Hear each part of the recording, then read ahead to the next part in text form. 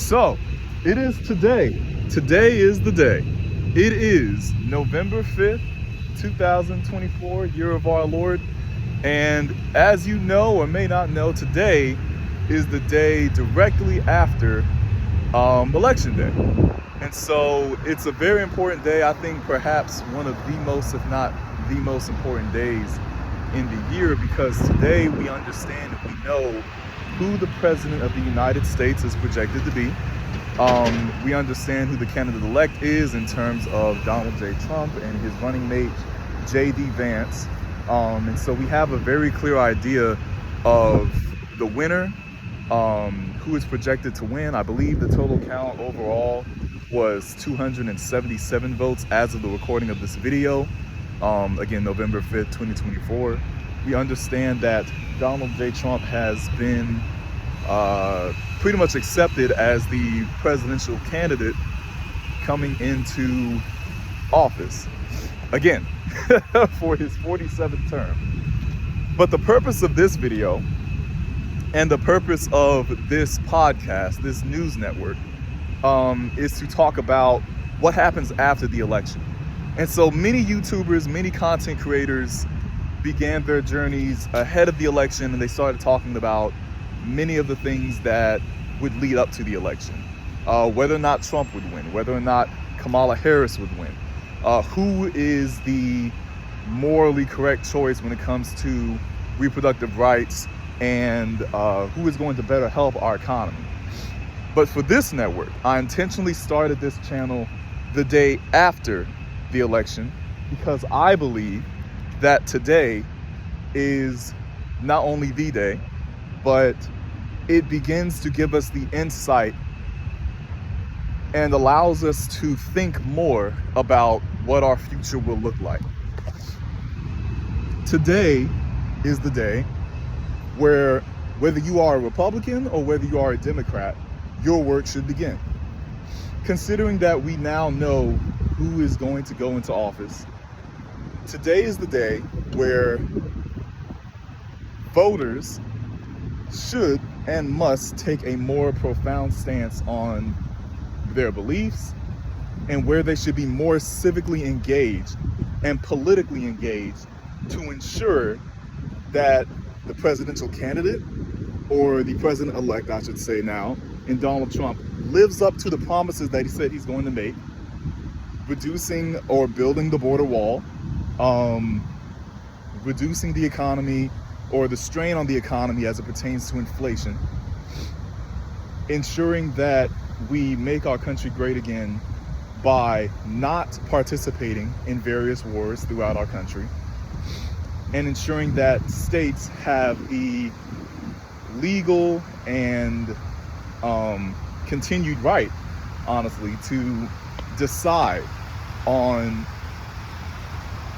what the Democratic Party would call reproductive rights, but as many of us would more familiarize ourselves with the term abortion. And so today is important because in most elections, and this is the primary reason why I wanted to start this podcast, most people, by and large, vote for their candidate. This way. Most people, by and large, vote for their candidate and then afterwards have no further say in the political process. They are not as informed.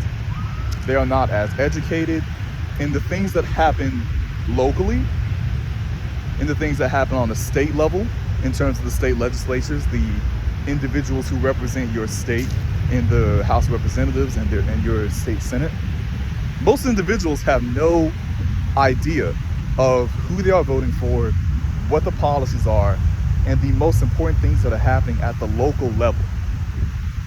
And that's why I started this podcast, to better engage people in not only the political process, but to give them the civic understanding of how certain policies are pushed through, how certain agendas are managed, and of course, how our government works. And so this channel will be for independent thinkers. It'll be for independents, Republicans and Democrats alike. But for the majority, We are not trying to reach everyone. The intent of this podcast is to inform and educate and enlighten all of us to the civic engagement that is required by every person, and to also give us a more radical understanding of how our politics actually work. How is the sausage made? How are deals done within our Congress and our Senate and our House of Representatives?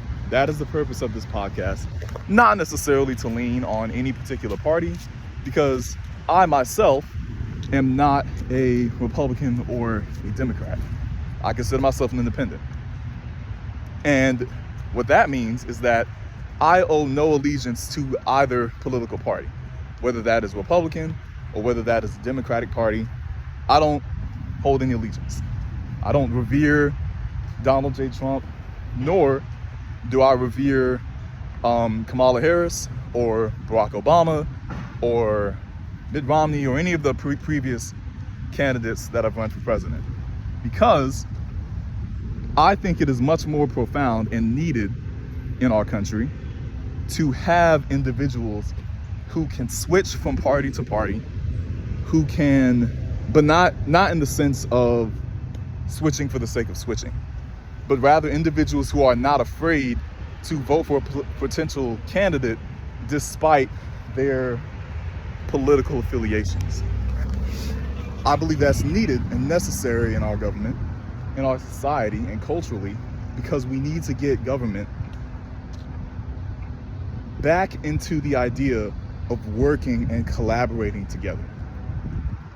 And so, with all of that being said, today is a very good day. Today is the day where we have an opportunity to look around us, to look around our surroundings, and to pay attention politically and civically into what is happening in our local legislators, in our counties, our cities, our municipalities. We have a chance and opportunity to, now that we understand who the presidential elect is going to be, now that we know how the vote has been decided, and now that we know rather how voters have decided who they want in office, we have an opportunity and an obligation to ensure that we pay attention to what happens now. And if there were ever a message that needed to be said or stated within our country, that is the message. And that will be the focus of this network. What happens now that President Donald J. Trump is going back into office? What happens now that Vice President J.D. Vance is going to assume office within the next 60 days? What happens now? We have an opportunity to watch. We have an opportunity to learn. And most importantly, we have an opportunity to pay attention to this building behind me. This, ladies and gentlemen, is the Senate building. This is the Senate building. This is our state capitol. This is where all of the magic will happen. This is where all of the sausage will be made.